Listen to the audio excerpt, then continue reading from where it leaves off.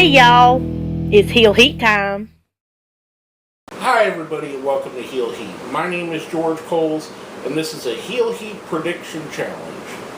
Now you've seen we've done a few in the past.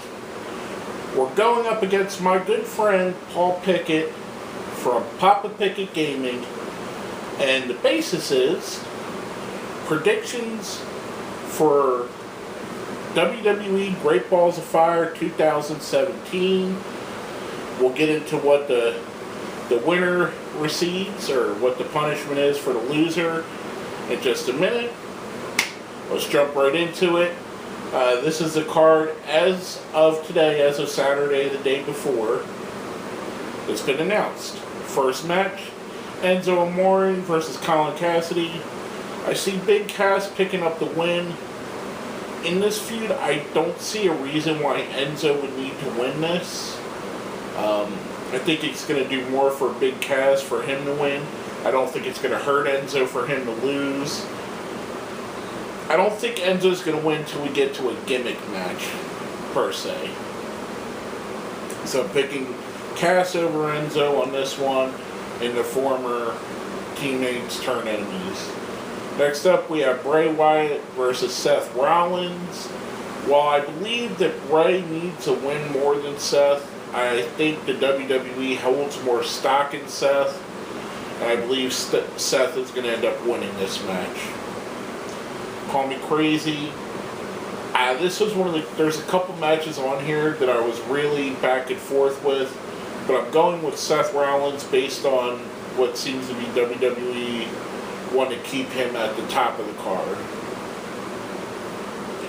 Next up, we have the first of our couple different gimmick matches for the night. An ambulance match, Braun Strowman versus Roman Reigns. This is another one that was hard to call. I would think that if I was in charge, I would give it to Strowman. However, with the way that WWE books Roman Reigns, I believe they're building to something more with him, and I just believe that Roman's going to go over and win on this one. So I see Roman winning the match. The feud may be going on further, but I think Roman's going to win it. Set up him versus whoever the winner of the main event later would be at SummerSlam. Next up, we have Dean Ambrose versus The Miz for the Intercontinental title. I see The Miz winning. I see The Miz's entourage helping him out. Again, Ambrose, as much as I like him, his run as Intercontinental Champion was kind of meh. Where Miz has actually done a great job, and I think he's a guy that could count on more to keep the prestige of the title. I think Miz keeping the Intercontinental title here is probably a safe bet. Next up, we have the Cruiserweight Championship match. Neville versus Akira Tozawa. I've thought for a few months now that it's been Neville's time to lose the belt, specifically against Austin Aries. But now that Austin Aries is gone from the company, we have Akira Tozawa, who's been building up a fan base, especially being associated with the Titus O'Neil Titus brand. I think Tozawa wins it. We get a new Cruiserweight champion. I could be wrong. They could be booking Neville to be the Cruiserweight equivalent of Roman. But I just think it's been about 4 or 5 months now. By far the longest of the Cruiserweight Championship reign since it's been back. So I think Tozawa picks up the win. Gets us a fresh face on top. Next up, we have the Women's Championship match. Sasha Banks versus Alexa Bliss. I see Alexa retaining, maybe with help from outside interference. Some kind of cheap way. I believe she's going to pull it off. I think Alexa has elevated herself to be the top woman on Raw, and I don't think that they give up on her this easily. I think she continues to hold the belt for a little while.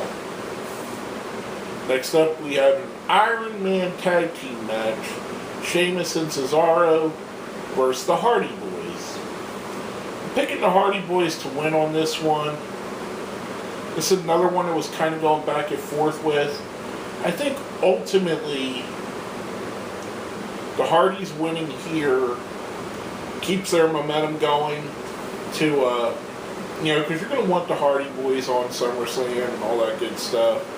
They're definitely the draw. I see them picking up the win. I think it's built to that. I see them outlasting. And I just think it's another one of those feel-good moments for the show. Now, last but not least, the Universal Championship match. Samoa Joe versus Brock Lesnar. My heart wants to pick Samoa Joe, but my head is picking Brock Lesnar. Samoa Joe, now that he has got the opportunity, is proving to the world what a lot of us have said for over a decade. He's easily one of the most credible wrestlers, one of the best wrestlers in the business, a great talker, and a guy that you could use to carry your company. I just don't think that WWE is pulling the belt off of Brock Lesnar. If we are to believe what the inside reports say, Brock is going to keep the belt for a while. They may, because there has been some backlash with him holding the belt and not being on Raw, not being there from the fans, they may decide to give it to Samoa Joe, and I could be wrong. But I do think that Lesnar wins. Joe looks strong in the match, but Lesnar finds a way to pull it out. Just my gut feeling on what the WWE would do.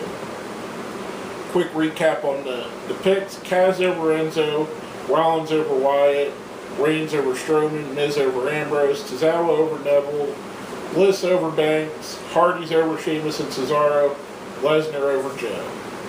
And the tiebreaker, should we have a tie in our predictions, is tonight.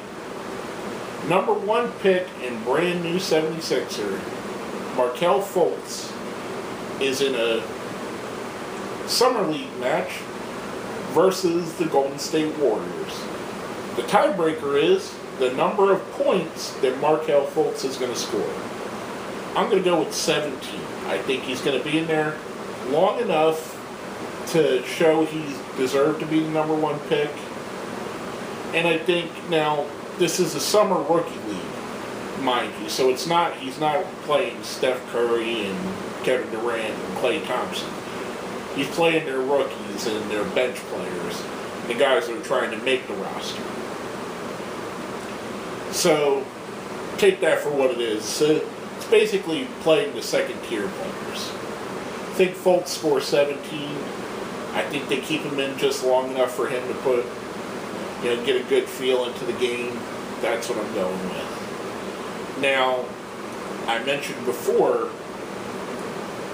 for the first time, we're going to have a punishment as what has determined what we win. Before the first challenge that I won, I made a video that Paul had to put on his page.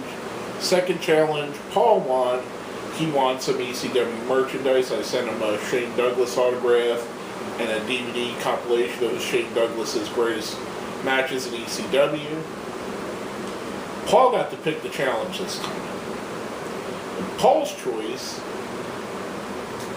is a classic challenge with a little bit of a twist. The Extreme Sour Warhead, Mega Warhead Challenge. 10 warheads, you gotta put them in your mouth, hold them there for 5 minutes. That's the classic challenge. Here comes a twist.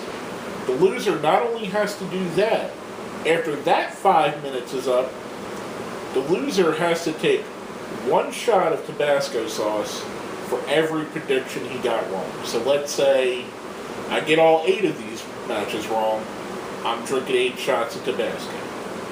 If I get 2 wrong, I'm drinking 2 shots. Vice versa. If Paul gets 3 wrong, he drinks 3 shots. And so on and so forth, depending on who the winner is and who the loser is. Hopefully I'm the winner because it sounds like a really painful experience coming out of that. But hey, we'll see. I hope I win. Best of luck to you, Paul, my good friend, my brother from another mother. I love doing these challenges with you. I love being able to collaborate on some things. We've been talking about it for years, and we're finally doing some things together.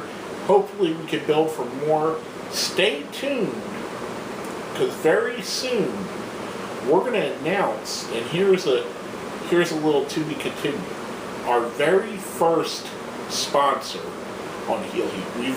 We've locked up a sponsorship with a very interesting company that's just starting up right now. And we're going to talk to you in the next coming videos about that sponsorship and what exactly it means to Heel Heat and what it could mean to you, the viewers of Heel Heat, our friends out there. But stay tuned. We're going to talk about that in a couple future shows. With all that being said, my name is George Coles, and this has been a Heel Heat Prediction Challenge.